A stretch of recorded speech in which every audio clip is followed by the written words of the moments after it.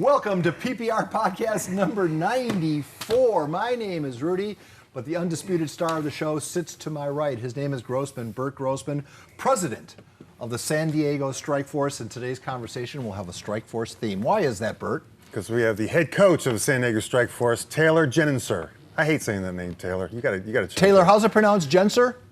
Genuser. Genuser. Oh, I got it right. That's two weeks in a row. Hey, thanks for doing this, young man. How are you doing?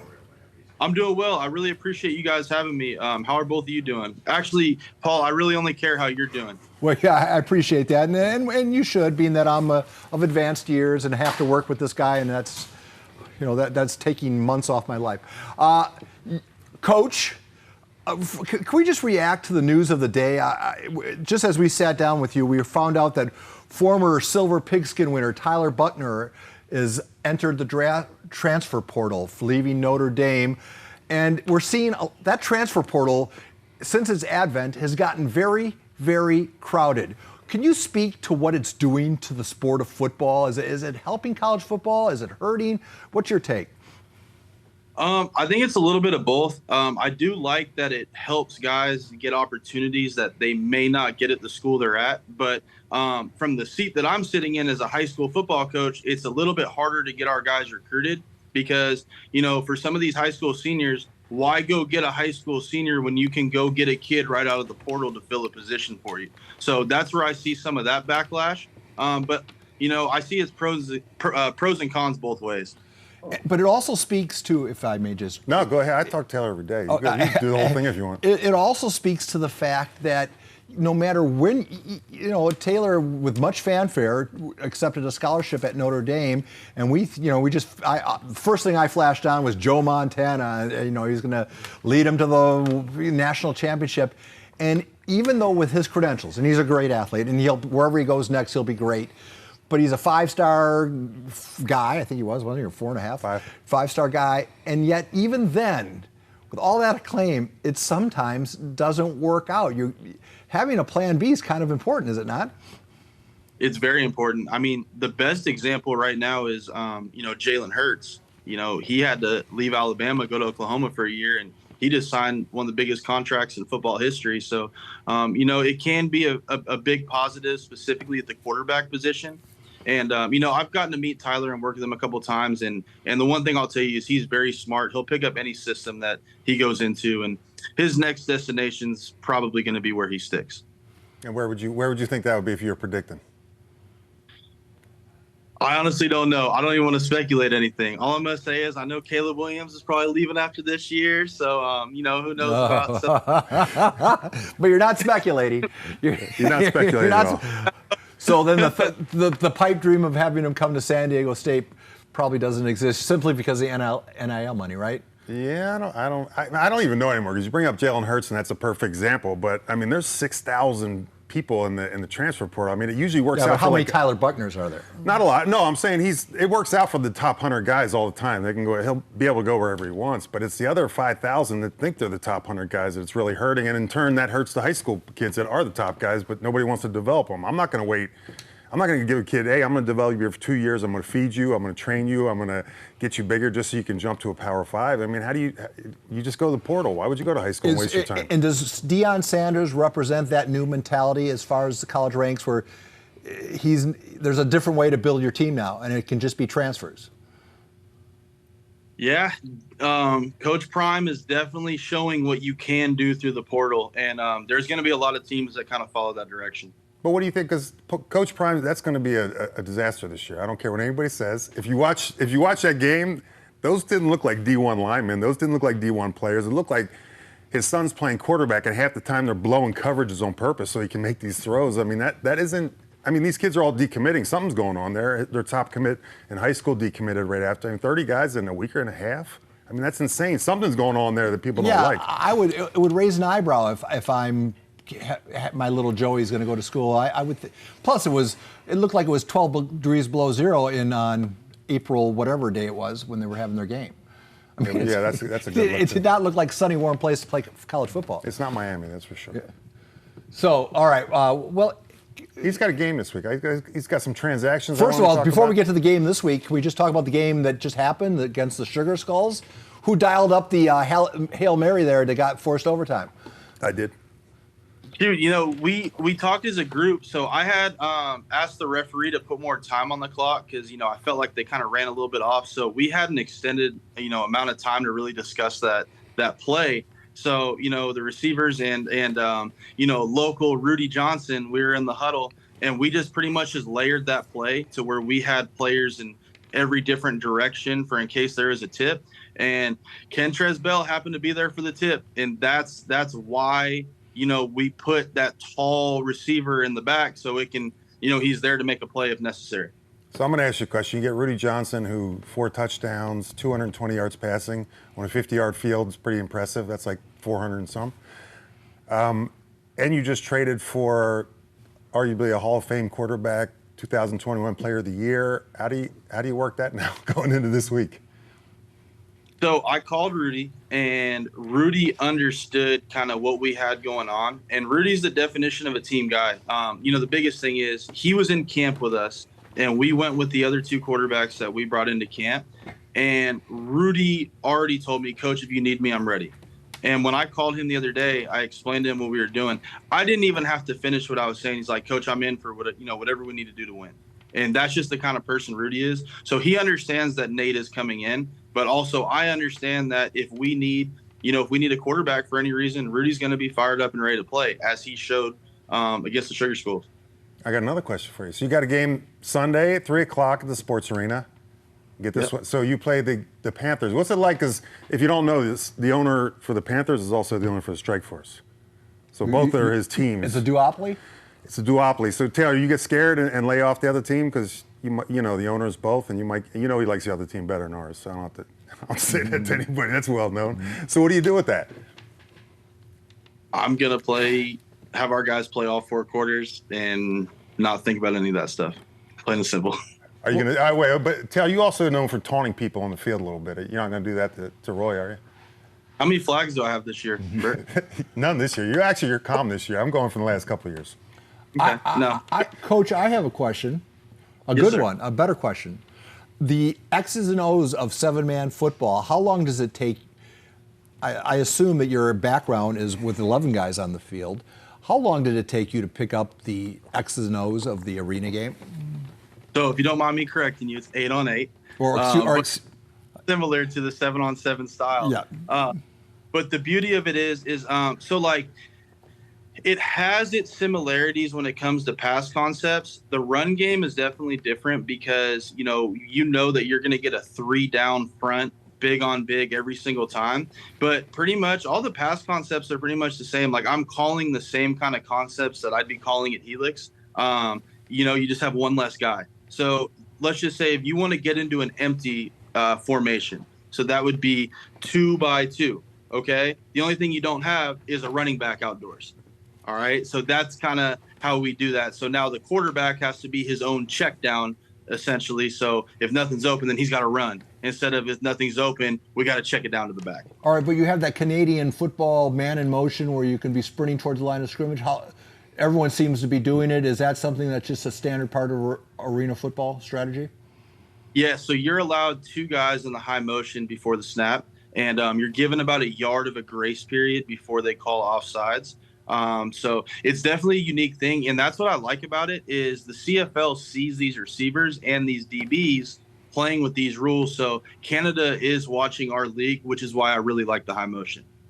Mm-hmm. And you have a lot of questions because he's usually in the end zone bar area there. So by quarter 2, he doesn't even know what he's watching now. So he thought it was a soccer game last week. You thought we went to a soccer game. No, here's a couple things that I note. One, it's a fun for people who have.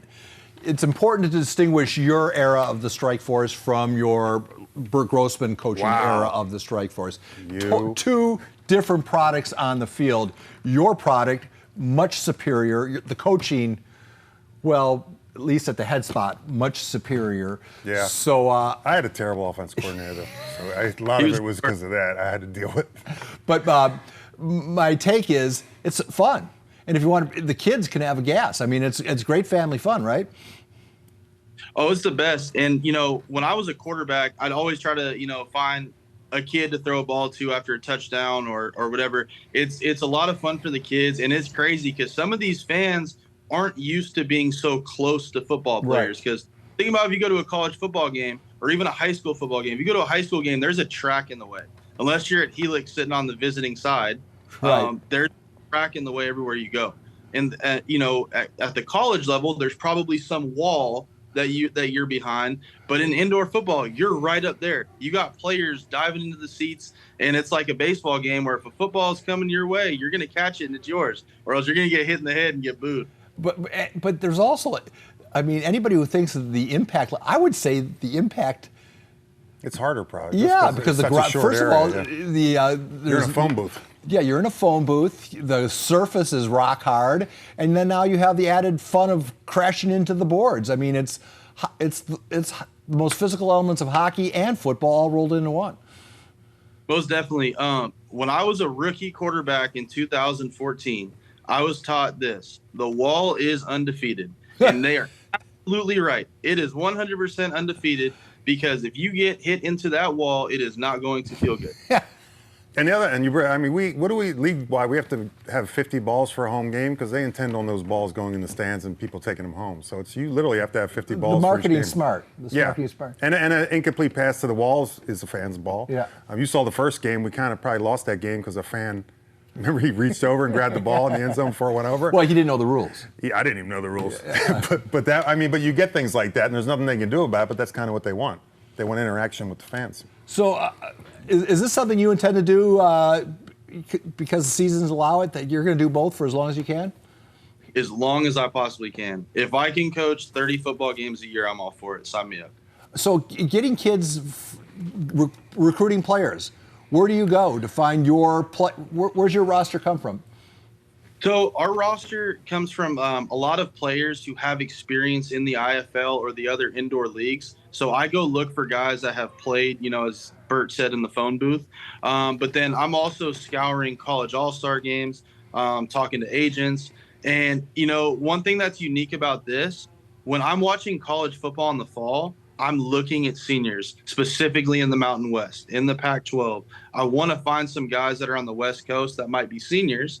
And, I'll let Bert do this. Bert, do you want to announce our most recent signing, currently right after Nate Davis? Would you like to talk about who that is? Did you actually sign him?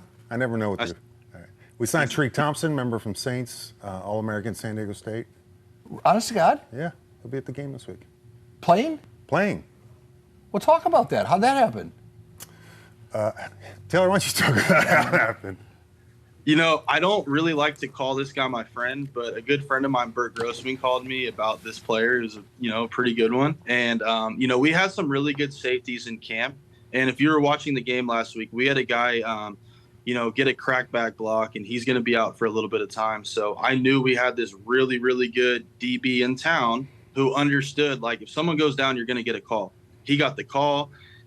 Just like Rudy, he didn't let me finish saying what I needed to say before he said yes. So he's fired, ready to roll. And the biggest thing I told him, I'm like, this is your town. This is where you're from, and your first game is going to be a home game. Like, let's turn up and let's have some fun. And he's excited. He's all for it. He'll be at practice tonight, getting a physical today. I can't wait to see him on the field. And we would have loved to have him earlier, but again, his dad called me and said he's interested, but the problem was it was the last day of camp, and we already had a roster and everybody went through camp. I mean, if he would have called us earlier, that would have been a different story, but just glad he got a spot now. Well, I mean, hey, listen, for kids who love the sport of football to have another option to play it for as long as possible, why not?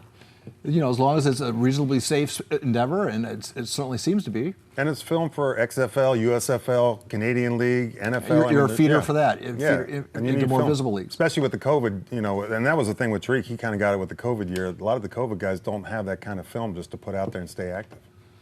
We've already lost 5 guys to either XFL, USFL, or CFL, within a month and a half of the season going on. So for me, that's very important to me. It's very tough to lose players, obviously, because we got to replace them. But, I mean, my mindset is I'm a high school coach, and I've played and coached junior college football. I want players to advance. So anytime we get that phone call, it's like, okay, let me find your replacement, but let's celebrate this right now.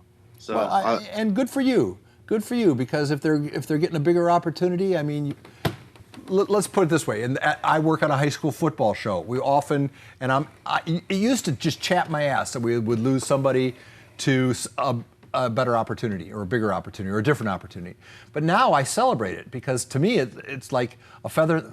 We provided a springboard for somebody to get a job at a bigger station, blah, blah, blah, or something like that. What's it say about you and I that we've never gotten an opportunity? Well, I mean, I'm old.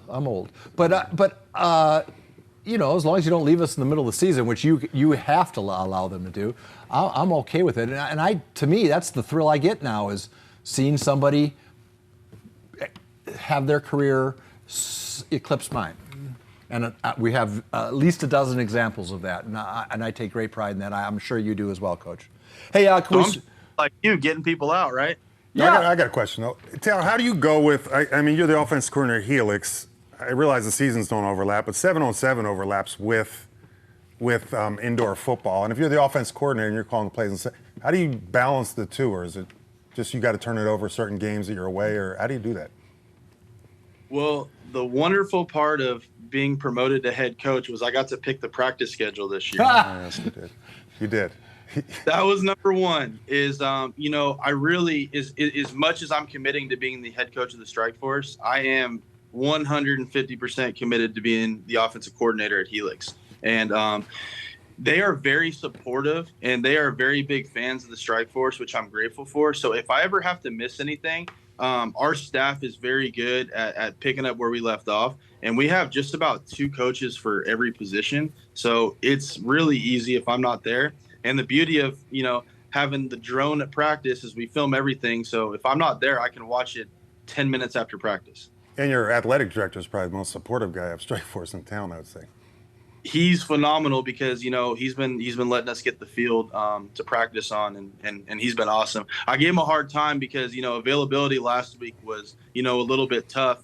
And I'm like, hey, you know, was availability light because we got our, you know, butts whipped before and then overtime win, and I get a couple more days this week. So I gave him a hard time about that yesterday. If we could turn the focus to Helix, because you have a young quarterback there, do you not? That is, we have to keep our eyes on. Yeah, so we have Ryland Jesse. So he's going into his senior year. He's sitting on a Nevada offer right now, and I think those are really going to roll in. You know, kind of going into spring ball and also following the season. Well, what makes him special? He can sling it. He can make every single throw. And, you know, the difference for him last year opposed to, you know, his first 2 years. So he's a 4-year starter at Helix. That's a huge accomplishment alone. But he went from a different style of offense under Coach Owens to running the air raid with me. And he had a great transition last year. But the fact that I get to get him from year 1 in our system to year 2, I think the sky's the limit for him. And I told him, you know, obviously we want team accolades, but an accolade that he needs to have is be sitting on that stage with you guys at the gala. Oh man, there's going to be a lot of competition, and you know, you think more than last year? Just when you bring that up, I get a knot in my stomach because. No, last year was probably the hardest I remember. Yeah, and we didn't handle the pressure well. But you know, you brought up 4-year starter at Helix. I'm trying to think in my head. I think I know Reggie was. Was Alex Smith? One of the Noah brothers had to be. I don't know that Alex Smith was a 4-year starter. I mean, that's because you're one of. When I got here in town, it was Helix and Oceanside were the 2 preeminent powers, and Helix has always been in the conversation for the better part of a quarter. I've been here a quarter century, so I mean, it speaks to how well, maybe not always in the upper echelon, but certainly in the top 10 schools. Yeah, Taylor, you've been there. What is it they do? Because like you said, I mean, 20, 30 years, they've always, I mean, I don't know if they've ever been out of the top 10, maybe a year or two, but these other schools, I mean, always have fallback years and have to rebuild. They don't seem to ever have had one that I can remember. Is there a culture there? Is it just the coaches? What is it? It's definitely the culture, and the culture is tradition never graduates. And that's something I bought into when I took the job was, you know, I didn't go here. So I need to buy into whatever tradition that they have. And that's the biggest thing. The standard is the standard at that school. It's a winning program. It's been historically a powerhouse, and we're trying to really take this team to where it, you know, needs to be. So did you learn bagpipes? What'd you do? No, I haven't learned the bagpipes, but I hear it every You didn't buy in. No. What kind of team can we expect in 2023? Is this an open division contender? Yes, that's our goal. Our goal is to be an open division contender. We have a lot of seniors, and we have a lot. Like, our freshman team is really good, so we may get some kids from that freshman group that come up as sophomores. But we're going all in on as far as we can go this year, and we are very confident in our team. How many starters do you bring back? I mean, I remember we were doing the Iron Hog, and I kept wanting to get somebody on it, and both their lines were all underclassmen last year. I don't think you had a senior center or a senior in the whole line. If I were to guess, we probably have 18 coming back, 18 starters. Well, that bodes well. Yeah, it does. I'm just going to make a little note of that because, but also you also have are you keeping an eye on what's going on in Mount Miguel with Verlaine, Coach Verlaine? We had him on last week. He preceded you into this podcast, and I mean, he has the pipeline. He has the assistant coaching staff. You know, Mount Miguel is going to probably take a leap in the years to come. Oh, that's going to be a great program, and I'm really happy that Coach Verlaine got that job, because that's huge for him. Anytime you have an offensive coordinator that is head coaching caliber, I hope those guys get those jobs. So they're going to do a great job over there. Coach has done a great job with his All-Star game and his 7-on-7 stuff, and yeah, Mount Miguel is going to be great. We don't play them. I hope we can, at least throw 7-on-7 and stuff against them this off season. But yeah, they're going to do big things over there. Will you be looking at some vacancies in the near future for head coaches? Do you take any interest in those when they come up? I am the San Diego Strike Force head coach and the Helix Charter High School offensive coordinator. Well, I know that, but do you look and then say sometimes, let me start the application, or no, or just not? You don't want to take all that on right now. I'm stupid not to look, so I look, but I don't want to take it on right now. Fair enough, but can we just go back to Mount Miguel, because I know you're the division difference, but is there would a time come that Mount Miguel would be ever at least in your non-conference schedule? Could that ever happen, or was that too far in the future? Or playoffs. You still have playoffs. I mean, they'll move up eventually. I mean, we just saw Wrexham move up in soccer. Why can't Mount Miguel move up? Because of the crazy CIF rules that nobody likes. They will move up. I'm just saying, but I don't know how quick that's going to be. It's probably 2-3 years out before they get to the same spot. All right. It would be a league that they would probably move up in. If they win, then they could maybe move into our league eventually. All right, so it's not completely off the. No, I mean, remember when Scripps Ranch and they had to do 2 or 3 jumps. Modern Day had to jump 2 or 3 divisions just for being successful. Same kind of thing. All right. Well, we'll see how it plays out. So, Coach, as we wrap this up, do you got a message out there for any high school kids who might want to consider arena football as an avenue? Can you take kids before they're graduated from college? What are the rules for recruiting players?